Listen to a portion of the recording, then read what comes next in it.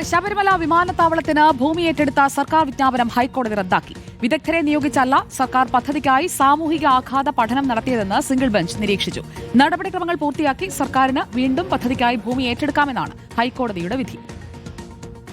2013 ഭൂമി ഏറ്റെടുക്കൽ നിയമം നിഷ്കർഷിക്കുന്ന നിബന്ധനകൾ പാലിച്ചല്ല വിമാനത്താവള പദ്ധതിക്കായി സർക്കാർ ഭൂമി ഏറ്റെടുത്തതെന്ന ഹർജിക്കാരുടെ വാദം ശരിവെച്ചാണ് ഹൈക്കോടതിയുടെ വിധി. ചെറുവള്ളി എസ്റ്റേറ്റിലെ 2570 ഏക്കറും അതിനുപുറത്തെ 307 ഏക്കറും ഏറ്റെടുത്ത 2022 ഡിസംബർ 30 വിജ്ഞാപനം ഹൈക്കോടതി റദ്ദാക്കി.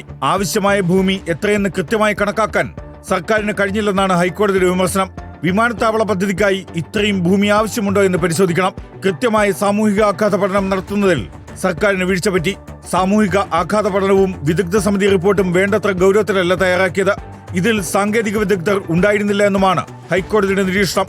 പുതിയ സാമൂഹിക ആഘാത പഠനം നടത്തിയ ശേഷം ഭൂമി ഏറ്റെടുക്കാനുള്ള നടപടികൾ സർക്കാരിന് തുടങ്ങാം. 2013 നിയമമനുസരിച്ച് സാമൂഹിക ആഘാത പഠനം നടത്താം. സ്വകാര്യ വ്യക്തിയുടെ കൈവശമുള്ള ഭൂമി ഏറ്റെടുക്കുന്നതിന് സർക്കാരിന് സമ്പൂർണ്ണ അധികാരമില്ല.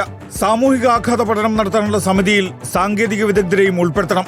വിമാനത്താവളം സ്ഥാപിക്കുന്നതിനായി എത്ര ഭൂമി ഏറ്റെടുക്കണമെന്ന കാര്യത്തിൽ വിദഗ്ധ സമിതിയുടെ അഭിപ്രായം തേടണം. വിമാനത്താവള പദ്ധതിക്ക് ആവശ്യമായ കുറഞ്ഞ ഭൂമിയാണ് ഏറ്റെടുക്കേണ്ടത്.